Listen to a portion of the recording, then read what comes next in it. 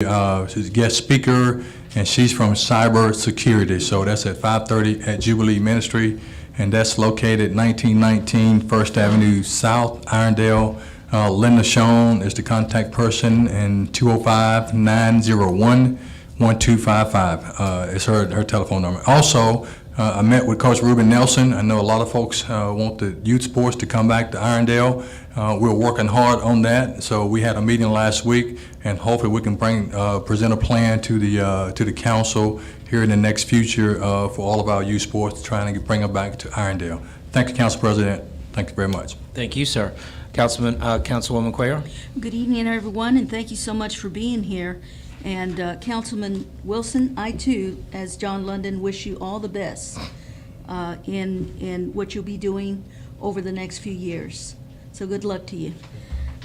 The other thing I'd like to mention, and I normally don't do this, Mayor Stewart will send emails, forward emails on to you, but this one I received in the mail and it's anonymous.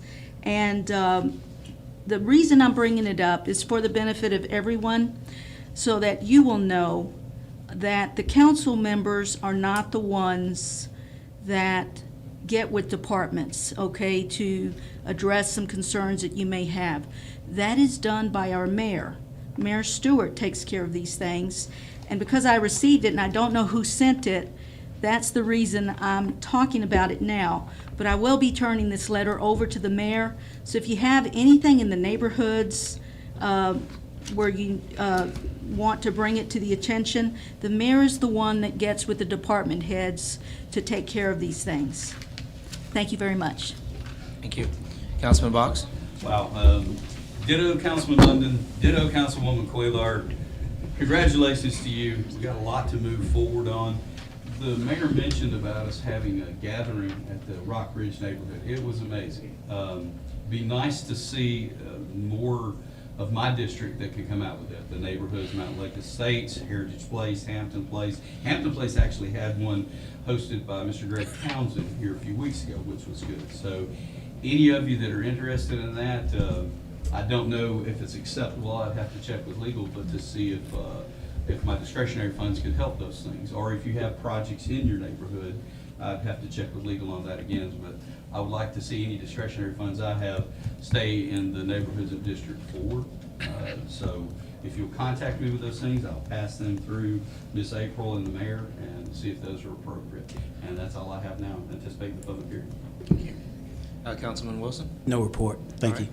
And then for me, finally, once again, I'm always thanking our public works and our water department. I know water, y'all been doing a lot of work in Second North and everything like that. So thank you for everything you guys are doing to maintain and improve our systems. And then our first responders as well, always a big thank you. I know there's been some things that they've had to deal with lately, and I just appreciate their professionalism and expertise. And then lastly, Councilman Wilson, coming on as a junior, councilman, but the last term, you might not have realized that I was learning from you, even though, because we haven't always had the greatest relationship, but I feel we've made strides, and I think we're ending this on a good note here, but I learned a lot from you, man, and you probably didn't realize you were teaching, but you were, and I thank you for that leadership. Mr. President, one other thing. That's Kim McDaniels. Raise your hand, Kim. Kim that's District 1 at Rock Ridge. Just want to let you know that. Rock Ridge put that on. Sorry, you got my email. Sorry I had an emergency out of town, but next time I will be there. Amen. Thank you. All right.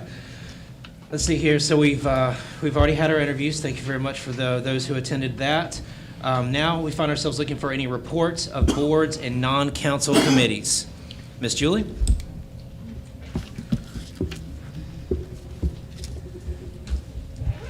I'm Julie Gardner with the Irondale Chamber of Commerce. We have 123 members. Councilman Wilson, we are taking volunteers, so August, you're welcome. Thanks for your presence, and Councilman Cuellar for your presence at our chamber luncheons. We appreciate that. This next month on July 8th, we have Don Monastir. He is with General Informatics. He was at IBML, if anyone knows him, but he's written 2 books on enhanced executive performance. We have lots of new businesses in Irondale. Eat at Panopic. Raise your hand if you've eaten there. The rest of you, I expect you there tomorrow. The 8 a.m. or 9 a.m. is really good. I haven't had the PB&J one yet. Rain's Lash Bar, so if you need to be prettier, go there, or Division I Barber, they're open as well. Tomorrow, if you want to go to our Sweat Lodge of Irondale, at 201 20th Street South, which is next to the library, we're having an after hours. Everyone's invited. You need to BYO chair and your beverage of choice, and we will have music as well, and Simone's Kitchen's food truck.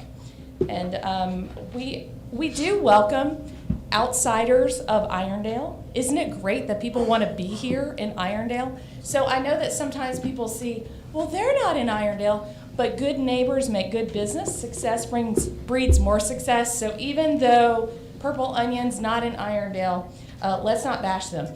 If you'd like to make any positive comments or feedback on businesses, please go to the Irondale Chamber Facebook hub. Thank you. We only take positive comments. I noticed that. Thank you, ma'am. Do we have any other representatives for any boards or non-council committees that would like to speak at this time? Okie dokie. All right, so we're going to go ahead and move into, I know it says the next item is council deliberation on agenda items only. We usually do that after the public hearing, so we'll go ahead and jump straight into those.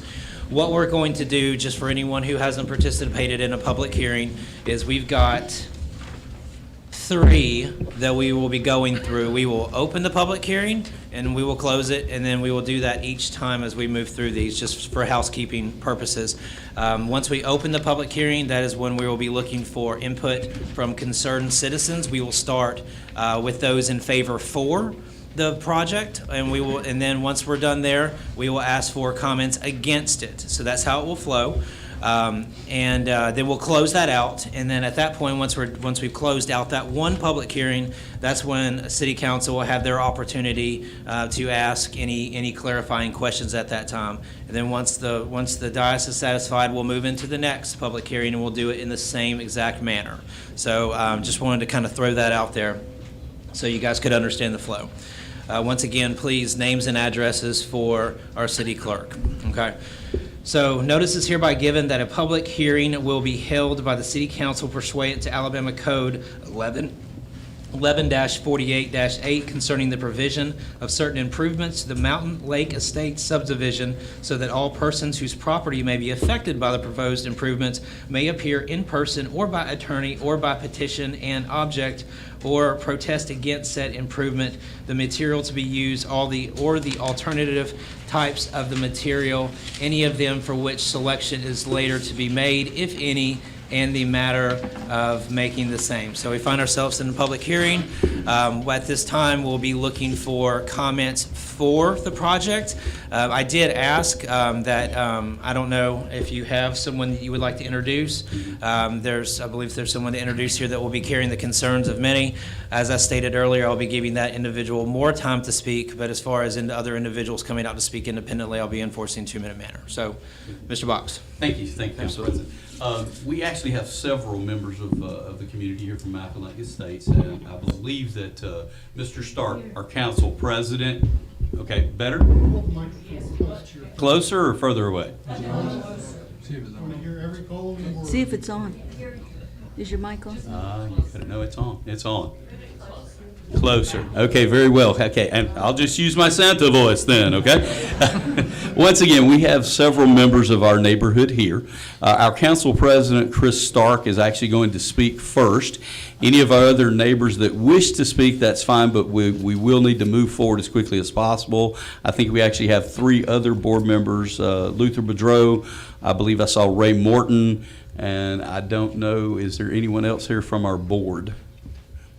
Is Mr. Stark representing the multiple individuals? Yes, he should represent the predominance, but once again, we don't want to shut down any of our other neighbors that may want to speak. I understand that. So with that, I'll turn it over to Mr. Stark. Please. I'll get you my address. I just want to start out, I don't know the history of Irondale annexing our subdivision, but needless to say, when it started taxing us and providing services for our community, One of the main functions of city government is to protect and serve the residents of the city. The city of Irondale accepted that responsibility of our neighborhood and the people who live here when they annexed our property. I moved into Irondale about 4 years ago. After living in Mountain Lake Estates for a year, my wife and I learned that Irondale was canceling our city services, including fire and emergency services. Understandably, we were concerned not only for our safety, community safety, but what that would mean financially for us, our mortgage, insurance, and home value. I was told that one of the bridges on a road in the neighborhood did not meet the weight rating for the city services vehicles, so the services were going to be suspended. The neighborhood had discussed with the previous mayor, and we were told the bridge would need to be replaced for us to receive fire and safety services, as well as other services such as garbage pickup. Mountain Lake Estates pooled money for the bridge replacement, and over time, we collected close to $90,000. We have many retired residents in our community living on a fixed income, and we do not have the resources or experience of a city to get bids and manage a building project. We did the best we could. The original cost of the project ended up being much more costly than what was originally anticipated. When the city of Irondale reached out to us and proposed to help fund half of the project, we welcomed the offer. So we are here today before the City Council to support the vote for the resolution to help fund the bridge. We are asking the City of Irondale's help with the funding of the bridge project and vote yes. Again, one of the primary duties of the city government is to protect and serve the people within the city. The city government has more resources and has the ability to manage this project such as this much better than individual citizens. The service and the Mountain Lake Estates expect the same level of services that every other Irondale citizen receives from the city. I think the solution that Irondale proposed to Mountain Lake Estates to fund 50% of the cost is cost effective and doable. We are asking for your help. Please vote yes. Thank you, sir. Any other concerned citizens for this project? No other comments for this project? I will say that we have 31 residences there, and 31 residents equates to somewhere around 58 registered voters. I have had 57 emails asking for support of the project. Some of the people did actually come tonight, but when we talked about for the speed of moving through, everyone agreed to let President Stark speak. So if there's not anyone else of the good neighbors or friends out there that want to speak, that's fine. Then we'll release it from there, and I guess he can take questions or whatever. Okay. One quick question, Council Box. I know we discussed it, but what's the total cost of the repair we're talking about? The bid we were given was between $250,000 and $275,000. Now the mayor, now that he has the plans together, might actually be able to get a better deal from the city because we're just one small neighborhood, and then there again, the city is actually going to be going out for bid based on the plans that has been drafted at this point. We have also spent, just for your knowledge, the fire department was requiring us to put in something called a NOx system. I don't know the technical wherewithal behind it. If anybody has a question, Chief McDaniel could bring us up to speed on that, but that was a significant expense. We've also upgraded, we built some turnarounds so that the city vehicles can come in and only have to cross the new bridge, which was another $10,000 to $15,000 that we've already spent toward completing this restoration project of our services. Okay. Thank you. We're keeping it with the citizens here. Anybody opposed to this, this public hearing agenda item? Yes, ma'am?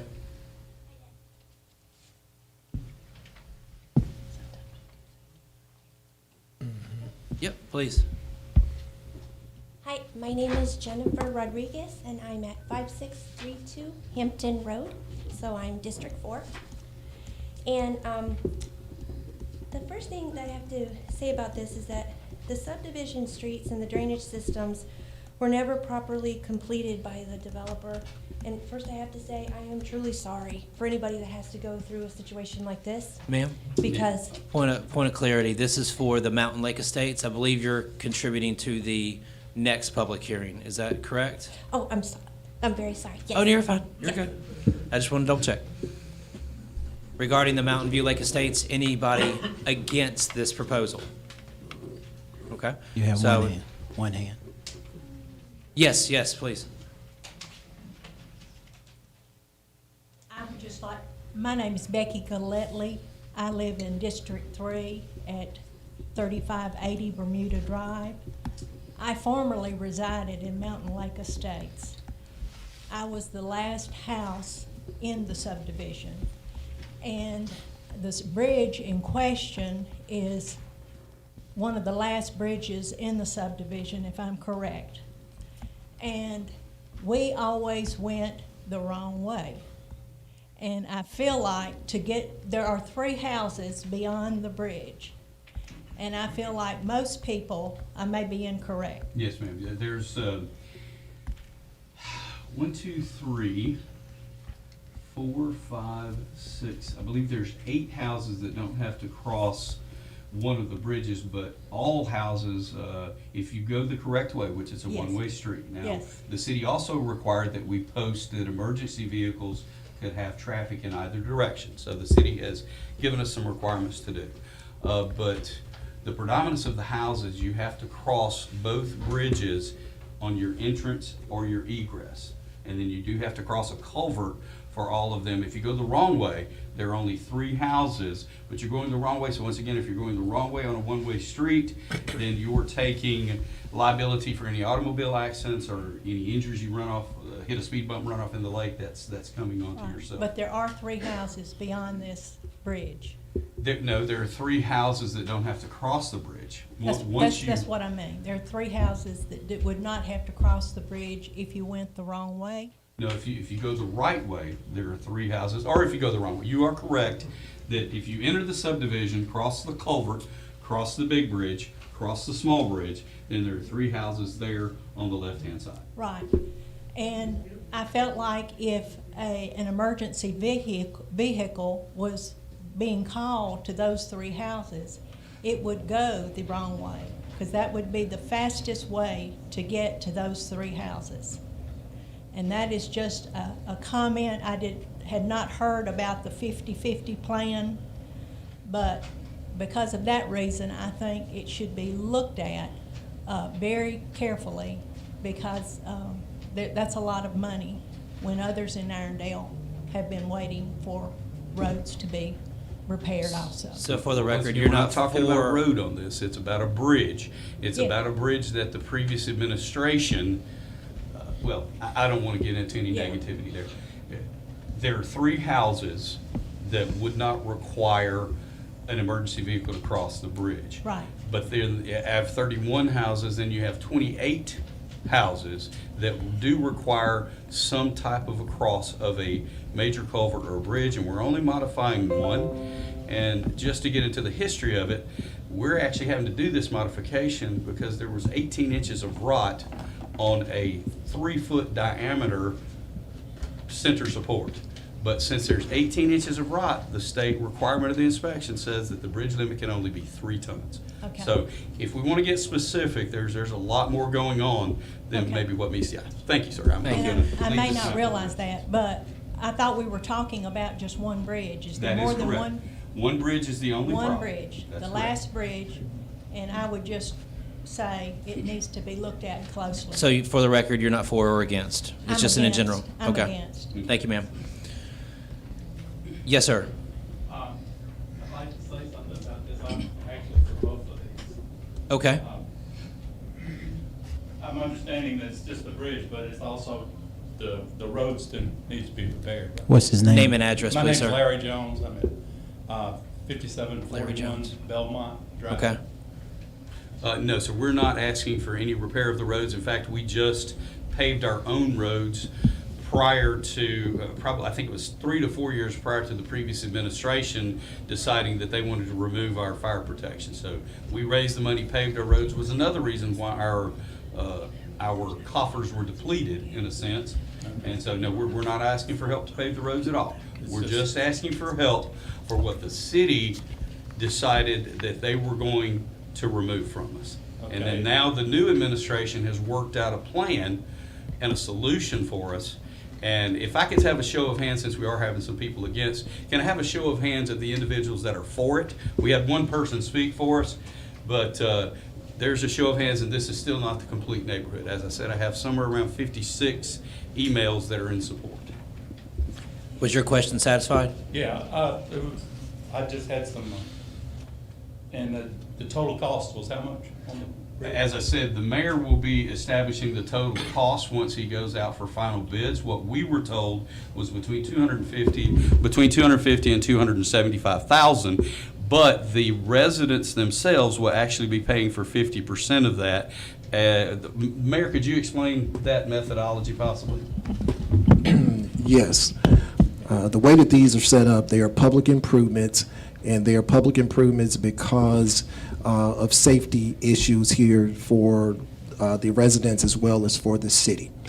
And what we decided to do is to be able to propose to pay half of the cost of the project, and we will not know what the total cost of the project is until we put the project out for bid. We will not put it out to bid until it's actually been approved by the council or not approved by the council tonight. So we only have that ballpark figure to be able to give you, to let you know exactly what that amount is. But I'll go ahead and address this issue while I have the microphone, because I believe that your question is, because we're doing the project in this neighborhood, it actually affects your ability to have your roads taken care of in your neighborhood. And I would like to say that that's incorrect. We have a $2.4 million payment plan that's going to be unveiled next Wednesday. Therefore, I don't know how anybody knows what roads are going to be done, because I know that we have the pavement management plan is out there, but the plan is being accelerated. That plan was on a 12-year cycle. We're looking at accelerating that plan and doing everything in 4 years. So the only people that really know what is going to be paved, what's going to be crack sealed, and what's going to be overlaid is myself, Frank Pennington, and Matt Stoops, who works for Sane Associates. So everything that you've heard about your roads not being taken care of, that the money that, if it goes for this project, is going to take the money away from your project, that has nothing to do with that. That was basically a scare tactic that was put out into the community to get everybody up in arms to come in tonight to be able to fight this project or fight these projects, because you were told that this cost will affect your project, which will not allow your road to receive maintenance. Well, you know, what I was told was one thing, but I've lived in this house for 23 years, and we've never had the road. Well, take that back. We got half the road paved about 4 years ago, and they quit halfway down the hill. And I never could find out what the deal was on it. Yes, but I would love for you to schedule an appointment with Ms. Lee Allison. She's sitting in the back. Her phone number is 205-951-1383. And if you would like to come down and have a chat with me, you and I can sit down and we can go through what's going to take place. Sure, fine. And Mayor, since you broached this, date and time for this meeting that you're going to be hosting? It's going to be Wednesday, 6 o'clock. We're having a work session that is going to unveil the road improvement project for the city of Irondale. As I stated a few minutes ago, can anybody tell me that's in the audience tonight, do you ever remember the city of Irondale embarking on a $2.4 million road project? No. Do you ever remember the city of Irondale having a road plan created by professionals to determine what streets should be paved, what streets should be overlaid, and what streets should be crack sealed? So it's amazing how people are criticizing something that has never taken place in the history of the city. And this is going to improve the city and to be able to do some things to the infrastructure in the city of Irondale that has never happened before. So if you want to criticize the roads, show up on the 23rd to criticize the roads. But this is not the place for you to try to dissect a plan that you don't know anything about tonight. So 23rd, 6 o'clock, this room? Yes. Outstanding. All right. That being said, any other comments against this proposed? Yes, ma'am.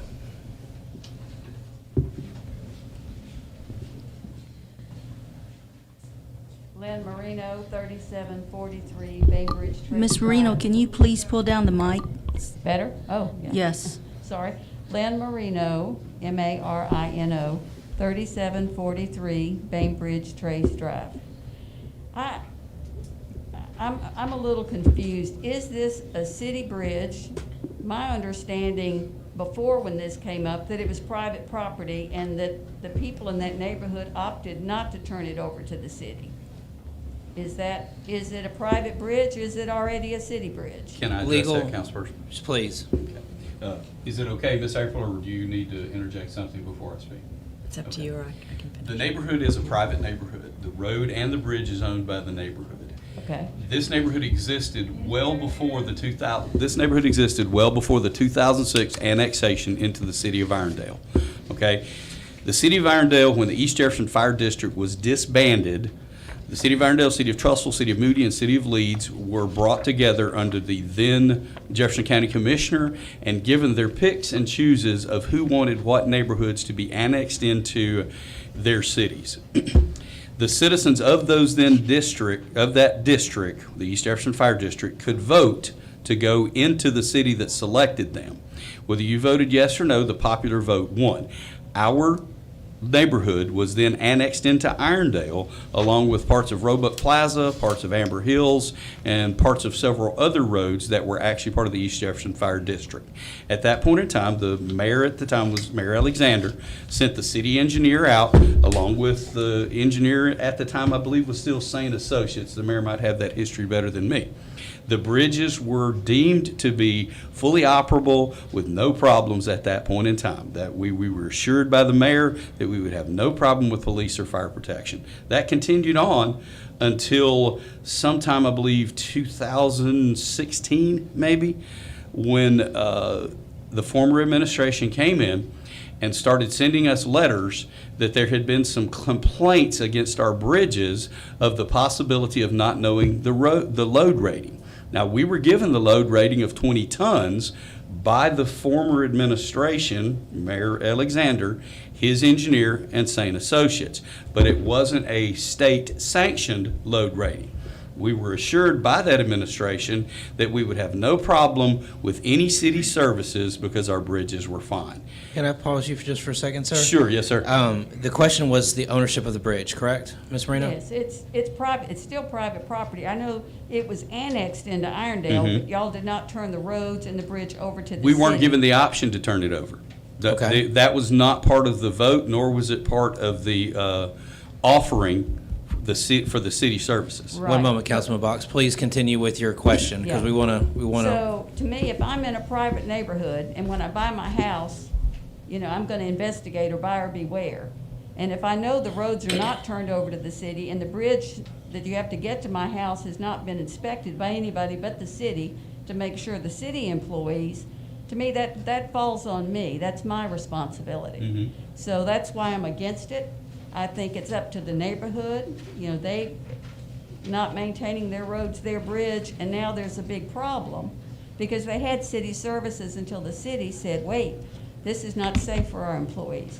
Thank you. Well, the city said it's possibly not safe. Fair enough. It's still determined whether it's safe or not safe. But you just said it was rotted. No, I said there was 18 inches, 2 inches deep of a 36-inch diameter. There are still tree trucks coming out and removing storm debris from private companies that go upwards of 20 and 25 tons that are going across that bridge as recently as, I believe, maybe last week. Councilman Box, we need to progress. Very good, sir. Thank you. All right, thank you. Ms. Marino. Councilman Spivey, Yes. if I may say something, the city council actually made a formal determination by ordinance that this was a public purpose in order to allow safe passage of the city emergency vehicles across that bridge. So that would be the answer to the question. Gotcha. Thank you very much for Thank being you, more April. I appreciate specific. the clarification. All right, any other questions? Yes. Yes, Ross Graham. I was talking to Mr. Box, is there a provision where the rest of this is going to be paid? What's his address? He didn't give his address. I thought I heard him. Sorry. No, he just said Ross Graham. Mr. Graham, could you please speak in the mic? We Yeah, had we several can't- we residents can't that hear you. have asked that everyone speak in the mic. Well, I thought I heard you tell me before that there was a provision for property tax to pay the remainder of this. Is that correct? I will let Miss April explain that to you. In layman's term, yes, the neighborhood is going to pay for 50% of the project. But I'll let Miss April explain to you how it's The working. 50% is the money you've already collected, right? Sir? 50% is the funds that you have already collected. I will No, let Miss that is April not explain it accurate. to you. Basically, this is a state process wherein after the project is completely finished, each of the properties that abut that roadway will be assessed the cost of that. The city has agreed to pay 50% of that if this goes through, and the additional 50 will be assessed on every property owner on a pro rata share. Okay. So, and that will be paid over a 10-year period, or it can be paid up front. If it is paid over a 10-year period, then there will be interest assessed to it. If they do not pay within 20 years, then their properties could be foreclosed upon. Okay, but I was under the impression when you said y'all have collected X number of dollars. Is that going to be paid up front? The board will, well, actually, I think because of the methodology, the improvement zone has to be worked on. I don't think it can be paid up front. Once again, I'll defer to April on that, because at this point in time, the whole project will be paid for by the city. The city will then pay the 50% share, am I correct on that, Ms. April? That would be a private matter as to how they pay their assessments. That does not impact the city at all. Well, when this thing has been going on, I was led to believe that y'all had collected X number of dollars, and that was for the project because you were gonna pay those X number of dollars up front, instead of the city having to pay the whole thing and assess you. That is by state law. That is actually mandated by the Code of Alabama state law process. Well, that's not what we were led to be. Well, if you were led to believe something, it's simply because of we're not educated in appropriate state law, and once we were working our way through this and discovered this through the efforts of the mayor, Ms. Danielson, that is what led us to where we are now. Now, the board may actually still pay part of that project from the existing funds that they still have. I don't know Well, that. that's what we were, people wanted you to support it, and I supported it. I understand. But I was supported on the thing that you were going to pay the money that you had to. Now we're talking about us paying the whole thing, and it could go 20 years before you got anything back on. No, it'll only go 10 years, because Well, at 10 the 20 years, years, but at the still. 20 years, then the city would then have an avenue to actually foreclose and overtake people's property. Thank you, But, Councilman Box. Thank you, Mr. Graham. Any other comments against this proposal? Going once, going twice. I see no hands. Okay, so we will end the public hearing at this time on this project. Make a motion that we end public hearing. Thank you. Second? Okay. Do we have a second on that? Yes, we Yes, do. second, Okay, please. Councilman Bach. Okay, perfect. Yes. All right, so now, Councilman London, your opportunity to ask questions about this project. We have engineers here. Yeah. Well, I guess the only question I have, this is the only question I have. All the folks that folk against this project, do they live in Mountain Lakes? I just want to make sure, because I don't really have a comment on a place that I don't live and have to drive across a bridge or a community. Well, it's still, I don't live there. I don't live there. So the question is, the people that said no or against it, do they live in that community, or have they ever been there in that community? That's my only question. I believe officially the people that spoke against it, correct me if I'm wrong, you know your neighbors. I don't think any of those people officially live in that community. No, I don't believe so. Okay. Your question satisfied, sir? Councilman London? That's my question. Okay. Councilwoman Cuellar? Yeah, there were three things that came to mind. And first, I want to mention that even though people don't live in this subdivision, they will be paying for it by their tax dollars. So that's the first thing. The second thing is the mayor mentioned the $2.4 million. I'm wanting to know where is this funding coming from if it's not coming from the $2.4 million? Where the funding for these projects are coming from? Yes, where is that coming The from? funding What's for our these source of projects are funding? coming from the general fund. If you want to know how the road project is going to be funded, you need to show up on Wednesday the 23rd at 6 o'clock. From our general fund. Where in our general fund? We have several expense codes. Which one? Is it Public Works? We do not have an expense code for this. At the present time, we have a surplus of over $4.3 million in our general fund. We do not have a line item for this because it is an unbudgeted item. But if it's adopted, we will create a line item to be able to fund these projects. Councilwoman Cuellar, did you have a follow-up question?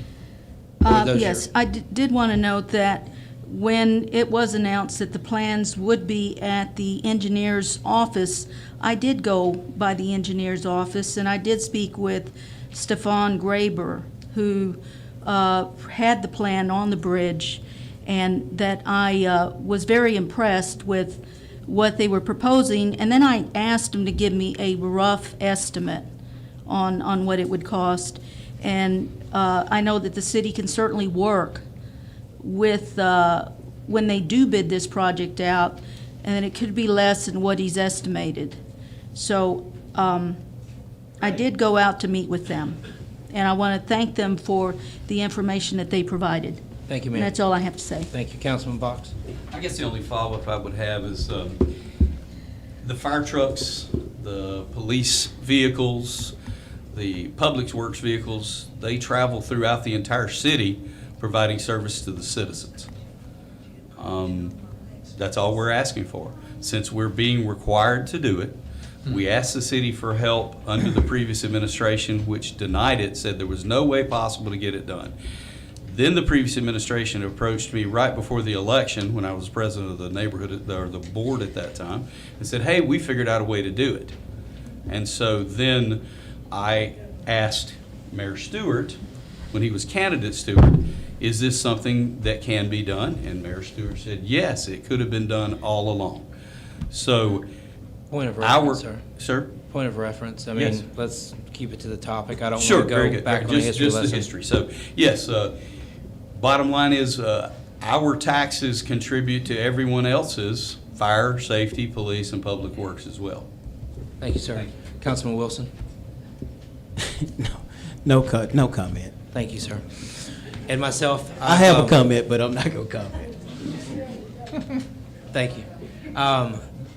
That being said, I find myself satisfied as well. So at that point, we would move into our next public hearing. That being said, notice is hereby given that a public hearing will be held by the City Council pursuant to Alabama Code 11-48-8, considering the provision of certain improvements to the streets, including all necessary grading, drainage, and other work related thereto of the Old Overton Trail subdivision, so that all persons whose property may be affected by the proposed improvement may appear in person or by attorney or by petition and object or protest against said improvement. The material to be used or the alternative types of material or any of them for which selection is later to be made, if any, and the manner of making the same. So that being said, now we look for any questions or any input for this project. And Mayor, I don't know if you have someone that has decided to come up for, okay, perfect, outstanding. Thank you, sir. Around, he's the attorney. Once again, name and address. Hey, Ken Dowdy, D-O-W-D-Y, 5621 Alexandria Drive. It's in the Old Overton Trail neighborhood. This neighborhood is off of Belmont. Was built in the 1990s. I've lived there since the early 2000s.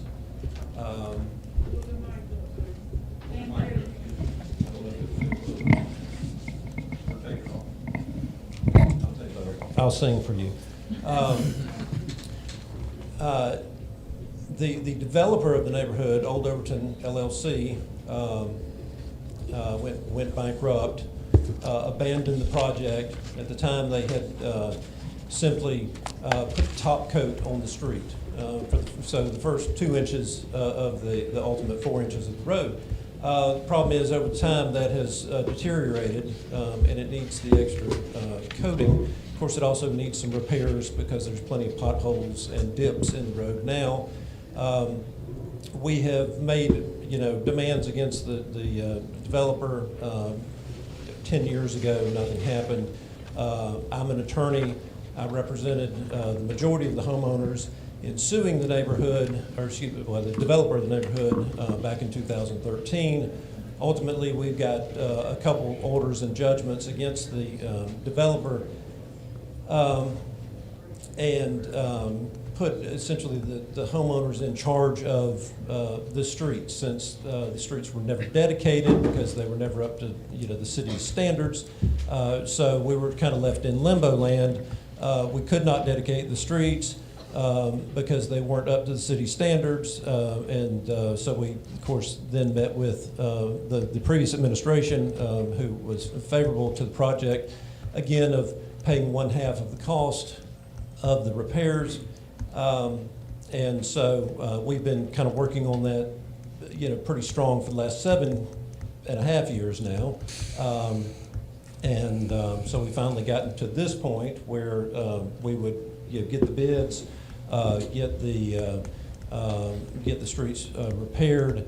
The city would contribute half the money. The neighbors would contribute half the money through the tax district or whatever the formal language of the project would be that's allowed by state law. We are, I'm not sure if we're considered a private road. Nobody here really, claims that we own it, but we do want to dedicate the streets to the city, and we want the city to take care of it. Obviously, we get all of the city, police and fire protection and school buses and, trash and recycling and all that in our neighborhood. I know that we've got several people that are here tonight from the neighborhood who support the project. We are in District 3, and it's just something that needs to be done. We're kind of in limbo land and have been since the 1990s, actually, and so we're in need of the city's help, again, for the expertise to get a project this size accomplished. Thank you, sir. Thank you. Any other comments for this proposal? Show of hands.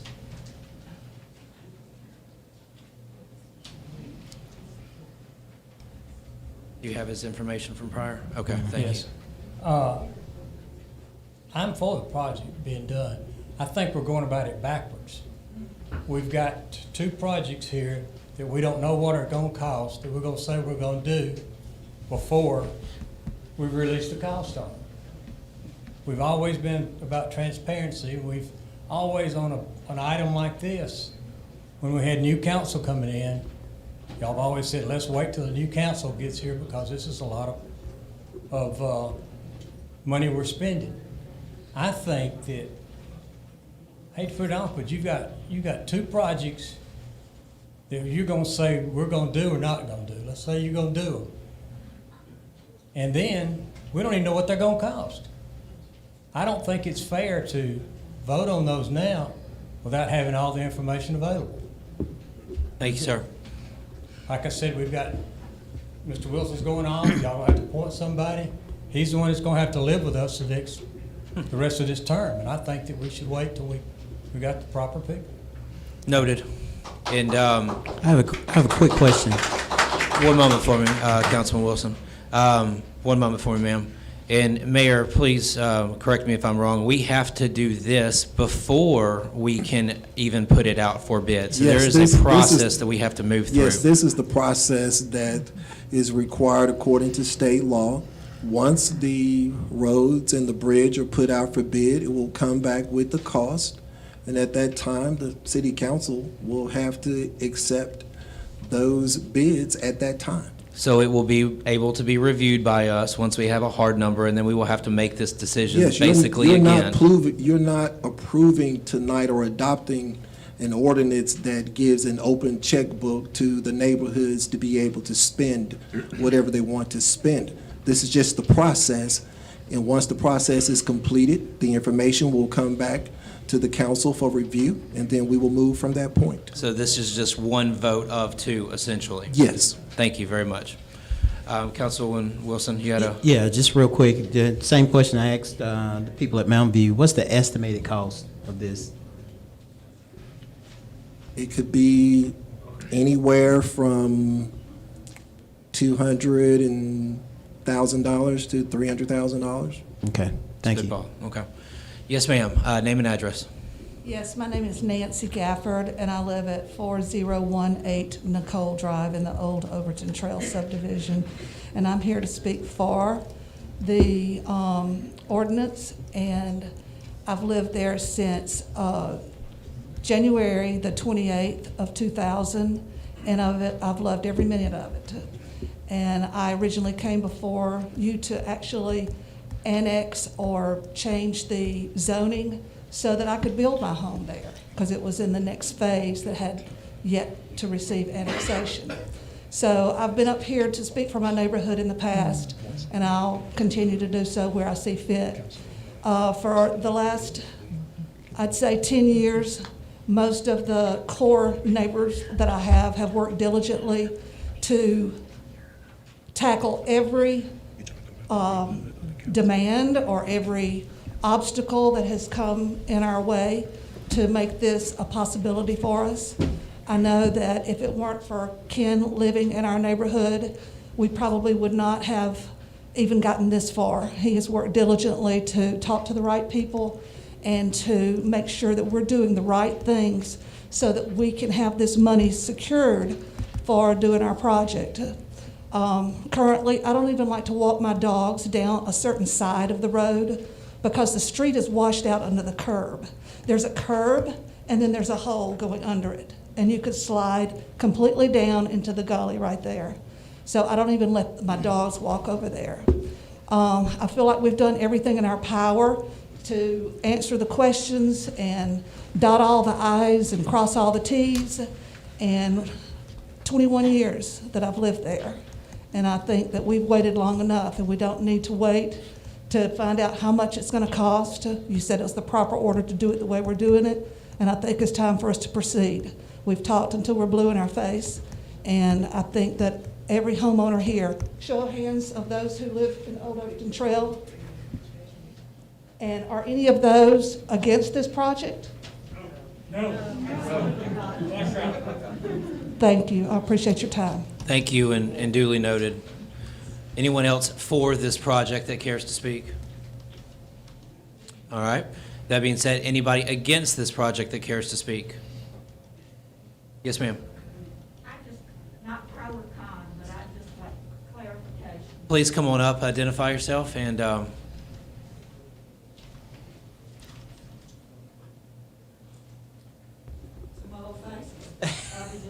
Yeah, you did surprise Would you me. please turn down the mic? Thank you. your name and address, ma'am. I'm Kay Hanlon, and I live 1205 Grants Way, but this is my fourth house in Irondale, over 35 years. I'm not making a comment on these projects. My question is, I would like clarified what I heard you say, and I'm sorry I don't remember your name, Miss. April Danielson. I heard you say that this will be set up so to repay these funds, the residents will be taxed. Not a tax. It's it's an assessment, basically. They will be assessed, Mhm. and they have 10 years to pay this. If they don't pay them off, they also have the option to pay them off whenever it is first assessed. And if they do not, then they will be charged interest on an annual basis Okay. for that. And so if it's not paid in 10 years, what is the next step? Then the city would actually have an additional 10 years to collect that. And if the owner does not pay on an individual lot basis, then it acts just like a lien, and therefore it could be foreclosed upon. So if the owner in 20 years dies, this provision is gonna go to the new owners who own It this does. house? Basically, with every real estate, closing, if you're ever going to sell, they will always get an assessment letter, which would tell them exactly whether there are any assessments such as this. They can be done for road work, they can be done for sewers, they can be done for any number of items, but that will always be covered so that any new owner would be advised of that. And that new owner would have that same time period? No, they would actually have the balance of whatever is left. So anybody in these neighborhoods who sells their house, their new owner, the new buyer, will have to fork out that dough right then? No, they would basically be under the very same payment schedule. If they wanted to pay off whatever was left, they could certainly do that, or they could actually continue the annual payments that the other owner had been doing. Well, I appreciate you clarifying that, but I do have to say, 20 years, I have grave concerns we'll ever see most of this money. I'm not making an opinion or a judgment either way on the validity of these projects, but 20 years down the road, who's to say the city's not going to say, we're tired of this, and just write it off? These are regularly done in cities across Alabama. This would not be a new thing, just for Irondale. So, Thank you, ma'am. Thank you. Appreciate it. Please, I know you didn't put your hand up. I didn't want to forget about you. Were you were, I'm trying to remember, were you for this or you were on the against? Okay, then give me just an. Okay, gotcha. Okay, one moment for me. So, Are we finished with the fours? that's what I was just double checking. I wanted to double check. So yeah, I know I'm not for the four. we'll call you back up in a second. Okay, I just didn't want to forget about you. Sorry. I'm sorry. All right. So yes, any other four comments? Someone, yes, sir. My name is Eric Bennett. I live at 4010 Nicole Drive. I noticed Mr. Box was talking about life safety. And if you ever see a garbage man hit a pothole and fall off the garbage truck, that's what happened in our community. And so it's a lot of things that happens because of the fact that people have to drive down the street, and if you hit a dip, then what happens is anything can happen. So my cry is that, hey, we approve this thing so we have good life safety in the community. I mean, because of the fact that we wouldn't want somebody to get killed, that's a drastic measure there. Well, we won't want somebody to get hurt off of a fire truck, and we have the kid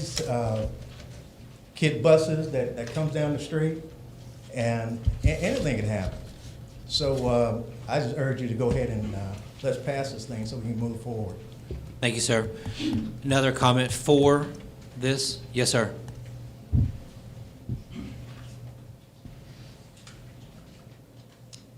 My name is Craig Weeks. I live at 4002 Nicole Drive. I'm in this neighborhood we're referring to. And I just want to speak briefly to the folks who don't live in my neighborhood. I understand your concerns about taxes and such, but I've been there since 2001 paying taxes, okay? Number two, the situation is, I think Ken kind of hit on it a little bit when he was talking about it. We don't have control over life events where the developer starts the project and just walks away. That's stuff that just happens. So we're in this situation. We've been trying to get out of it for a while, and we need the city's help. We couldn't help it. It is what it is. But here we are, tax-paying citizens of Irondale. Personally, 20 years. 21 over there, okay? We're not trying to dig in your pockets. We're trying to have a safe, healthy neighborhood. That's it. It ain't complicated. So, now I would say this too. Now the city, if I understand correctly, when these developers come here to develop neighborhoods, the city gets a bond as a protection from this possibility. Well, they got the bond, but the bond was 50 cents. It wasn't enough to cover anything. So we're not the only ones liable here, okay? We are all in this together. It's a problem. Let's get out of it. Let's quit fussing and fighting about who shot John here and get this done. Thank you.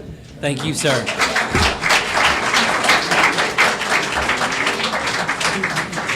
Any other comments for this? All right.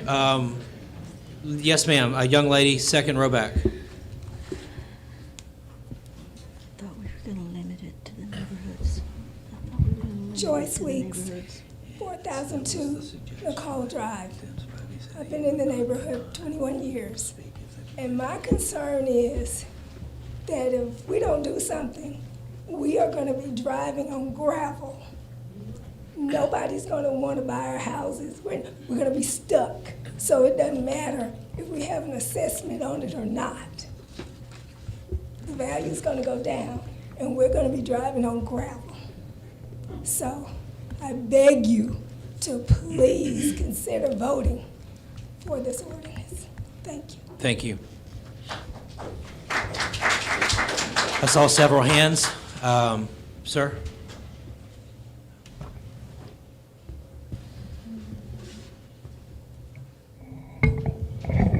Thank you for your time. My name is Alfred Rogers, 5801 Emily Circle. Aside from the aesthetics of having our streets paved, it's a safety issue. I've heard someone speak about not letting her dog walk. Well, I have a granddaughter, and one of those sinkholes is wide enough for my granddaughter to fall in. Now, people are begging. I'm asking, let's do this. This is not personal. We need our streets paved. Thank you. Thank you, sir. Seen several hands go up here momentarily. Someone else, any comments for this? Yes, sir, in the back.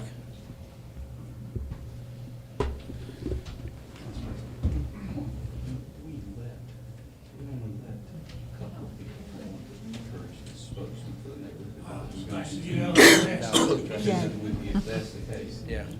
My name is Bill Fowler.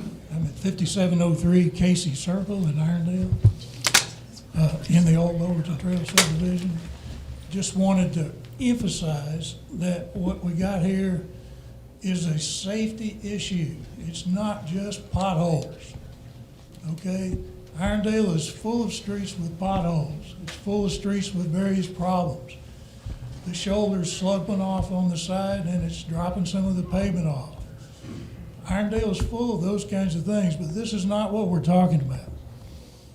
Okay, I walk the streets of Irondale just to get exercise. And when I do, I see up close and personal every little inch of those streets because I walk the full length of every one of them when I do this. And I can tell you that what is going on in there is a serious safety issue that needs to be considered. If you can imagine, on a typical road, you have a gutter, you know, it's made of concrete, and you have the asphalt that comes over, it kind of comes over the top of that gutter, so that when the water lands on that street, it runs off and into the gutter and down through the gutter to the storm drain.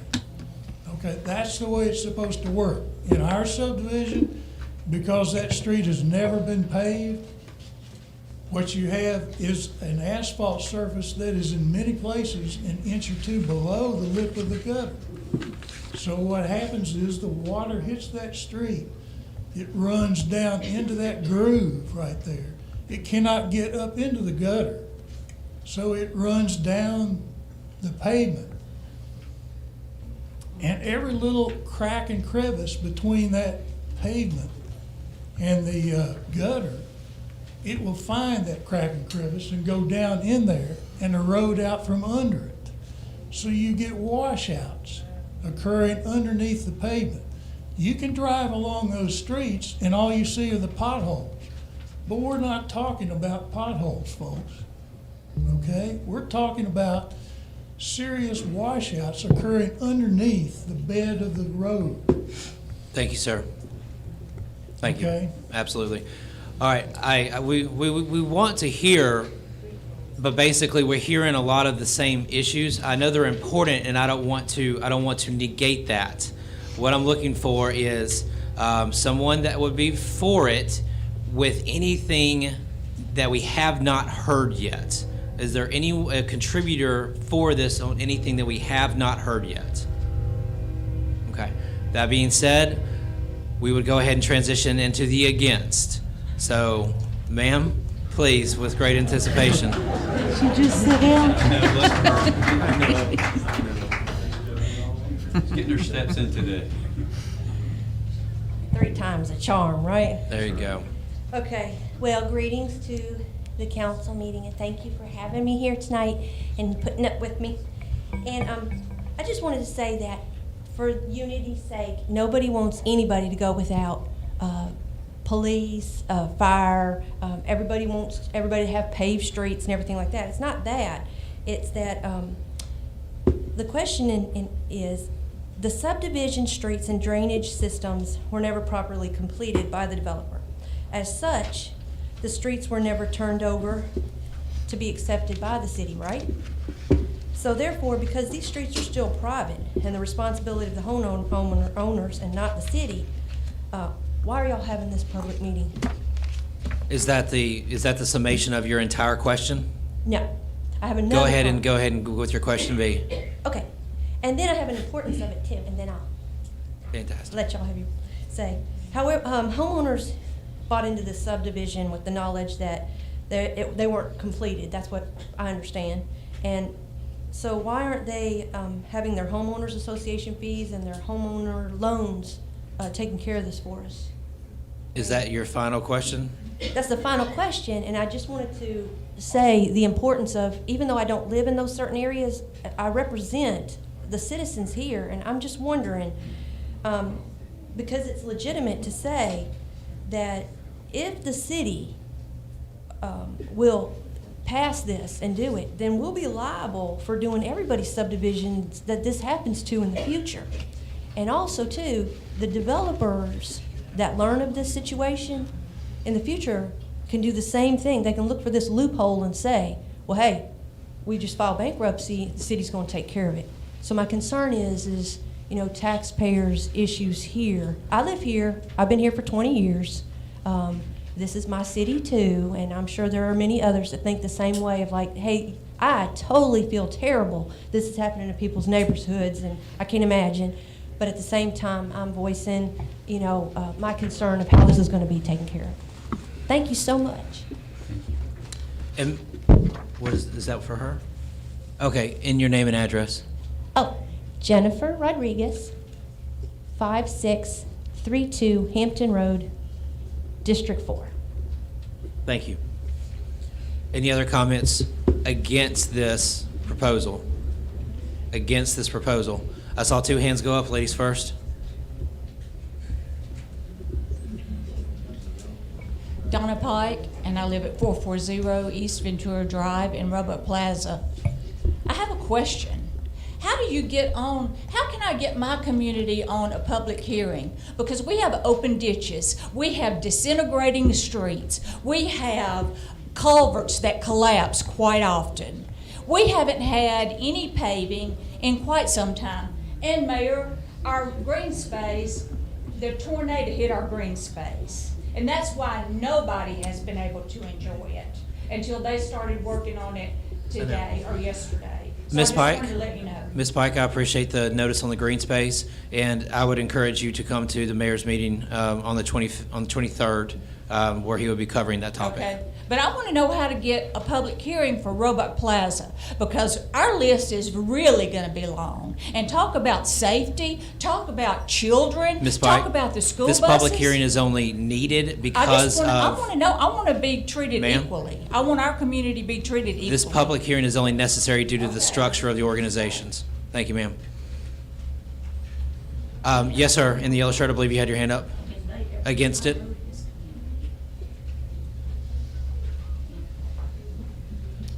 Bill Burnett, 4317 Rivermont Circle.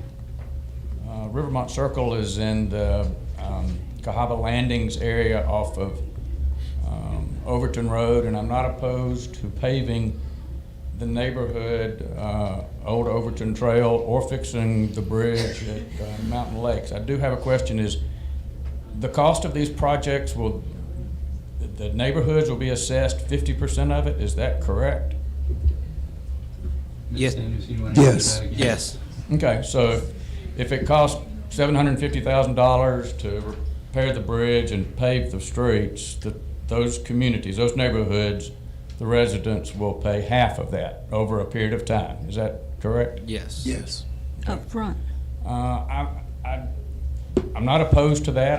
I would put in, and it may be something I'll have to come back for the June 23rd presentation, which is I hope streets get paved on a basis of need, based off of who's been asking the longest. I know we've asked in our neighborhood for several years, but our council member is no longer on the council, so it just fell on deaf ears.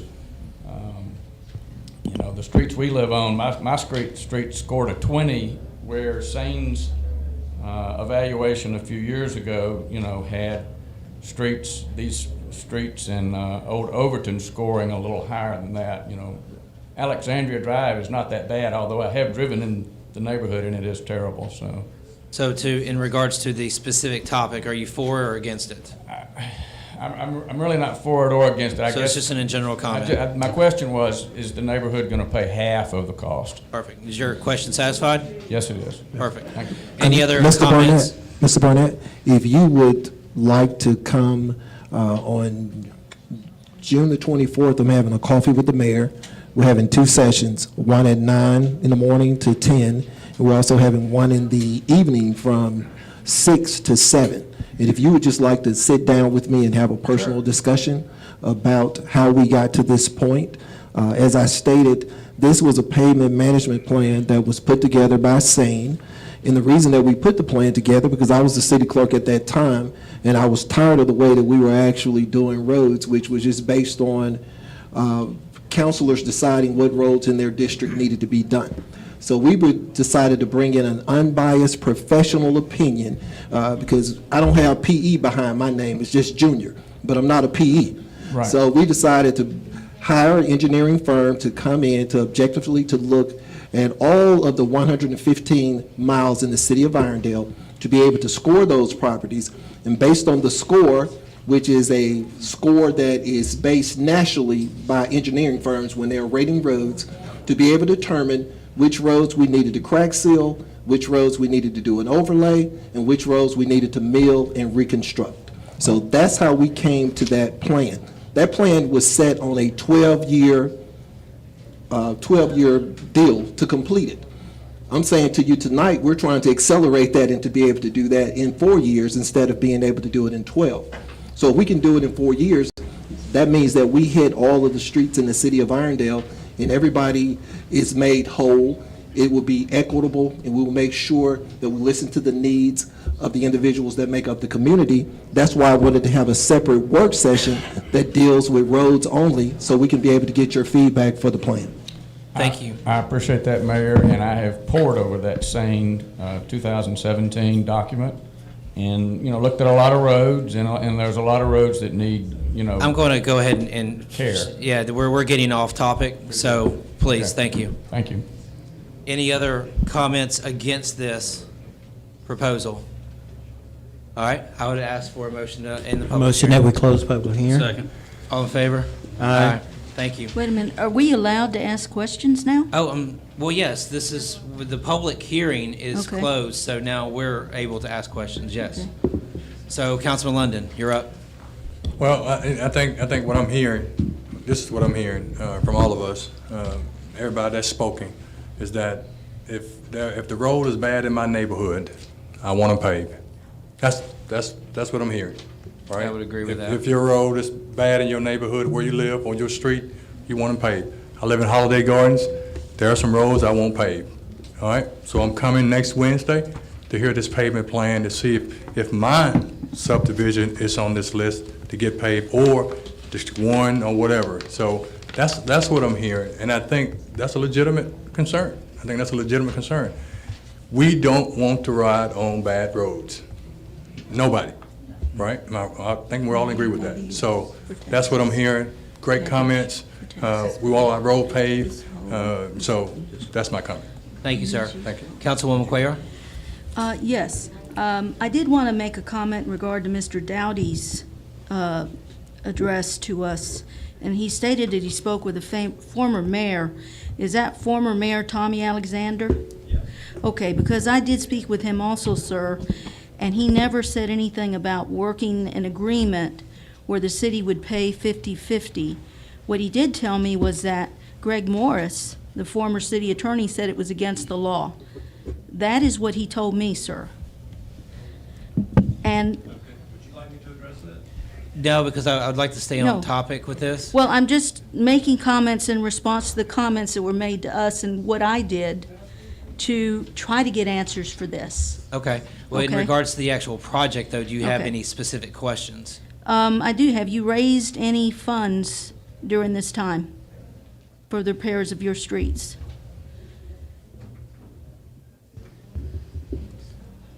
Under the state law and under the proposal that we've dealt with so far, we don't have to raise any funds in order to get the job accomplished. Now, we do have the $20,000 bond that the city's been holding on to since the 90s, and that's been made available for the project. But no, we don't have funds where, you know, we would just stroke a check at the end of the day. Okay. And then the other thing I wanted to note is that there have been several comments made about the fact that you've been paying taxes 20 years, 15 years, 16 years, and so on. And one of the things that I did do is go to each house to look at the taxes that have been paid. And in the case of Jefferson County, they only go as far back as 2003 on up to 2020. So what I looked at was that those total taxes that were paid were $99,794. I divided that by the 30 homes in your subdivision, comes out to $3,326.48 per year. If you divide that by the 18 years, 2003 to 2020, that is $185 in property taxes that the city has received on average. So that took care of garbage, trash, fire department, EMS. It took care Councilwoman. of those services during this time frame. I need comments relative to the project. I'm just making comments because that's what I've been hearing. Is this relative to It the is. approval of the It is project? relative. How is this relative to the approval of the project? Because you're making the comments. And so I'm looking at this from every angle based on the comments that you have made. Thank you for your questions, All right. Councilwoman Well, I Cuellar. have two more, and that is, on the bidding process, when we get the bids, Mayor Stewart, you mentioned the bids, will this be an up or down vote on the bid? Once the bids come in, can we say no to this project or yes to this project? Are you asking if it's going to be an ordinance or a resolution? I'm asking if we will have that opportunity to vote it up or down, He's already said that the project is going to come back to us and we'll have a second vote on this. an up or down vote. I mean, there's only one kind of vote. You either vote for it or you vote against it.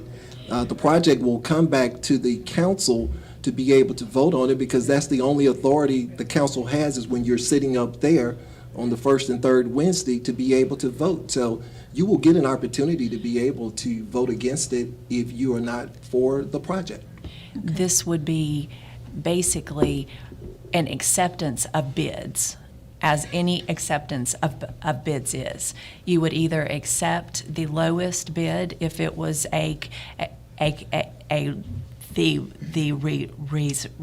responsible bidder. If it is not, you could choose to reject all bids. But you would be voting tonight on doing this project. Okay. And then the other thing, and this is what I want there to be clarity on, and that is the upfront cost. So Mr. Burnett, you mentioned an example, say that it's $700,000. The city will pay those $700,000. If that is the lowest bid and it's approved, that is what the city will pay. The subdivision will have up to 20 years to pay back half of that $700,000, which would be $350,000 that would be paid back. The That would be city up to would pay 10 up. years. 10 years. Sorry, 10 years and then an additional 10 years if they do not pay it back. Councilwoman Clay, are you Okay, restating I'm a just- fact that's already been covered, or are you asking a I'm question? wanting to make sure that we're clear on this. Okay. Okay? Okay, I think I'm hearing that they're clear on this. No, the gentleman that asked the question, Mr. Burnett, I was addressing that. Mr. Burnett, are you satisfied? Yes. Thank you. Does that conclude your questions? Yes. Thank you. Councilman Box? Just one statement on this. We keep saying 50%. There is going to be interest. The city's not, taking any form of Microphone. usury, but the city, I'm sorry. All right, just to be clear, on the 50% over the 10 years, the city will be collecting interest. So it's not just a dollar per dollar reimbursement. The only interest I think it wouldn't be paid is if each individual homeowner elected to pay the lump sum at the end of the project. And at that case, I don't think there's any interest on that, is there, Mayor? Not if they pay it up front. If they pay it up They front. pay at it the a end of lump the- sum. Yes. As soon as they are assessed, then So there's once no again, whatever interest this to it. 50% is, if the homeowner takes 2 years, 5 years, 10 years, they will be paying interest to the city at that time at a predetermined amount that is set, I believe, is that by state guidelines, Ms. April, or is that something That is something y'all will set. that we'll set at the final meeting? Correct. That's right. And that's the only comments I have. Thank you. Councilman Wilson? Yeah, I guess I'll comment on this one. I've sat here and just listened to y'all concerns, and the citizens, y'all have legitimate concerns, but, and I can speak as the senior person here, I lived in Irondale for several years, and I have closely watched politics for years since I've been here on the council. What's currently going on here tonight, and I was just sitting here just making some notes, it really saddens me because, I've never been in a situation where I'm hearing citizens, talk about their streets being not paved or being tore up or whatever the case may be. But, as an elected official, we are charged with representing our constituents, and we are.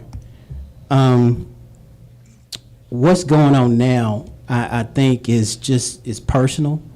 I've seen it. I've seen it for several years, sitting right here. But we are voted on by you guys to represent you. I wouldn't want to live in any neighborhood where it's tore up streets, where it's ditches outside of my home.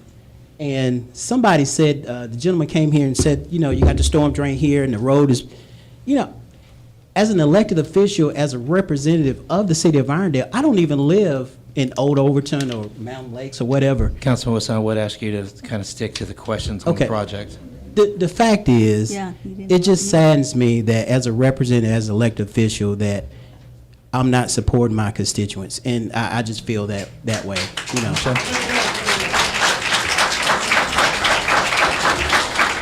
Duly noted. All right.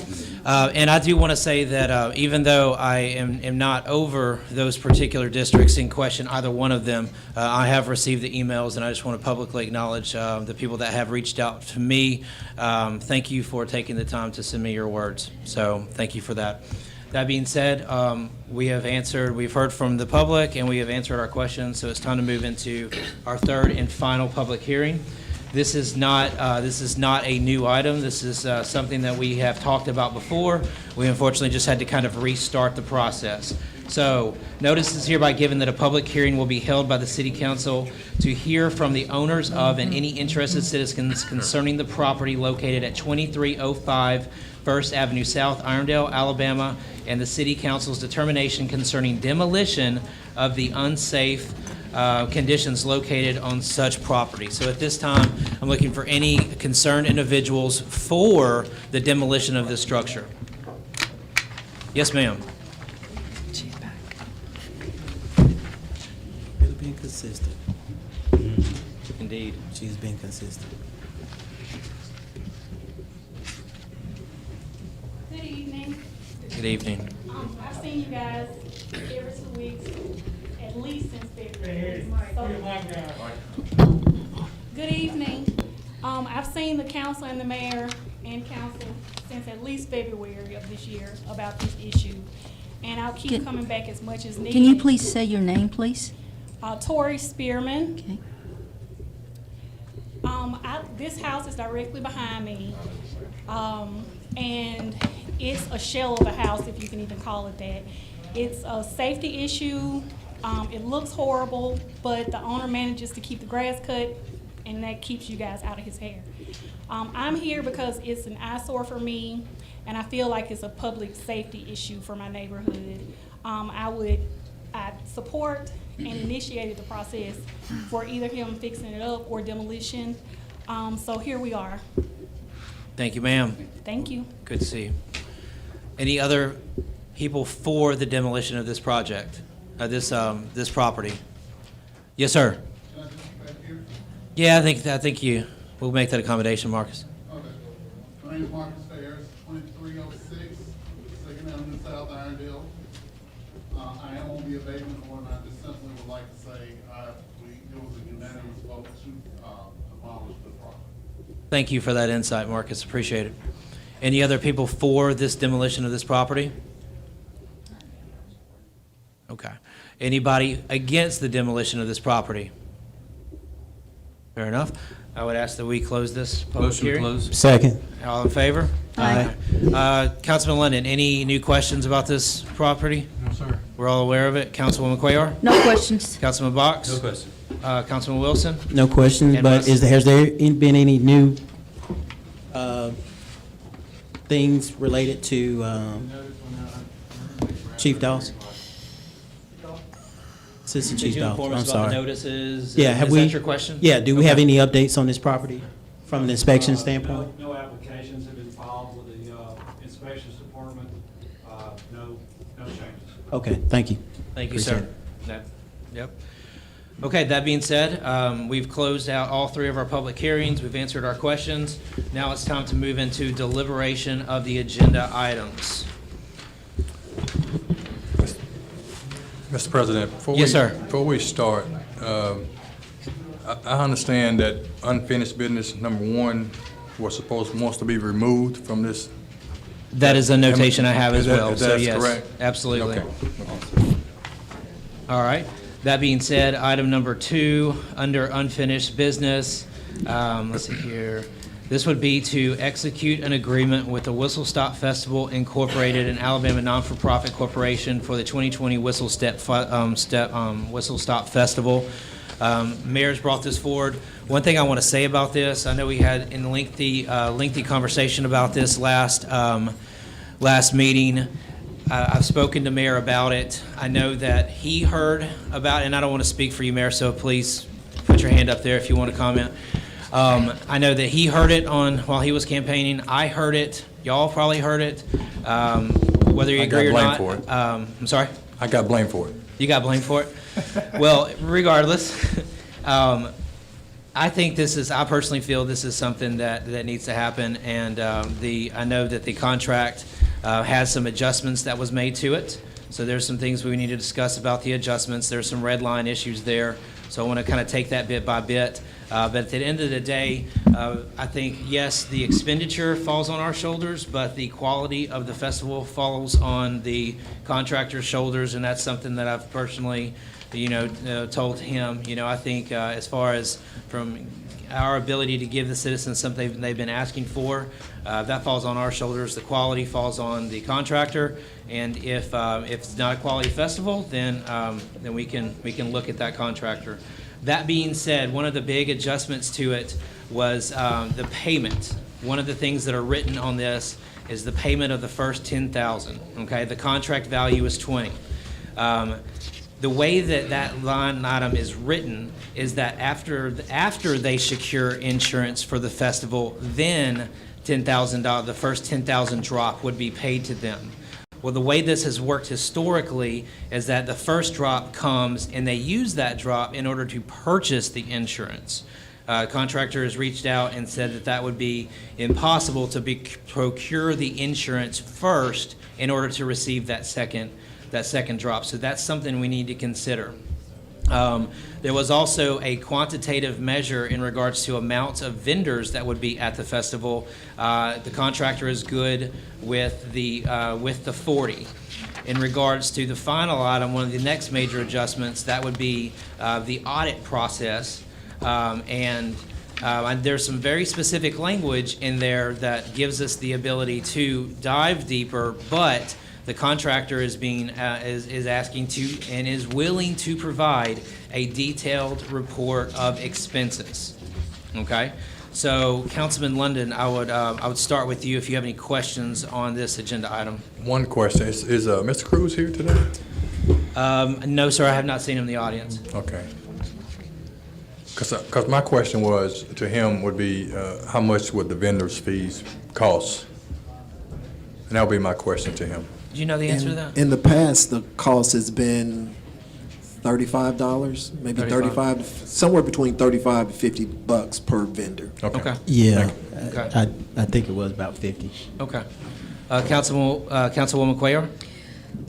Yes, the only thing I wanted to note was Article 7, where we have the general terms and conditions, where it says that the contractor will not be responsible for the collection of any taxes from festival vendors and the remission thereof to the proper authorities.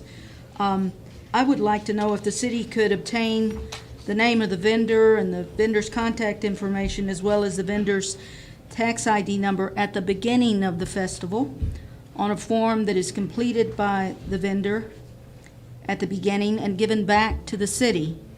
That's historically been completed. Okay. That's one of the first things they have to do. Right, that's one of the things that, I'm a newbie, so Okay, that's why I'm understood. asking that question.